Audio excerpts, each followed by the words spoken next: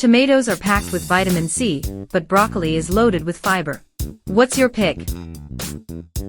Carrots are great for your eyes, but cucumbers keep you hydrated. Which would you choose? Spinach is rich in iron, but radishes add a spicy crunch. Which one wins? Leeks bring a subtle sweetness, but bell peppers are full of vitamin A. What's your favorite? Sweet potatoes are packed with fiber, but asparagus is great for detox. Which would you rather eat? Garlic boosts immunity, but onions add depth to any dish. What can't you live without? Kale is a superfood, but Brussels sprouts roast up crispy. Which would you prefer?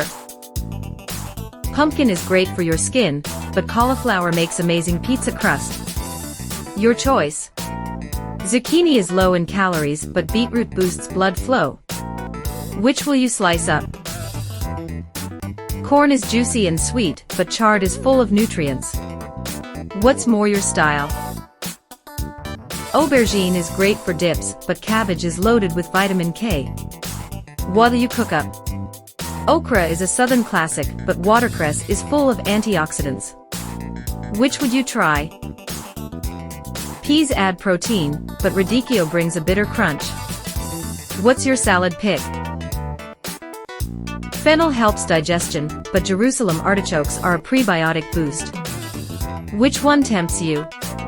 Horseradish adds heat, but bok choy is great for stir-fries. What's your choice? Green beans are low-calorie, but jicama is crunchy and sweet. Which one's your snack?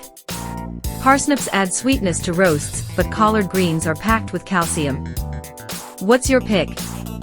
Chicory gives a bitter bite, but celery is crisp and refreshing. Which would you crunch on? Kohlrabi is full of vitamin C, but Swiss chard is packed with nutrients. What'll you choose? Shallots are sweet and mild, but endive is perfect for dips. Which would you add to your dish?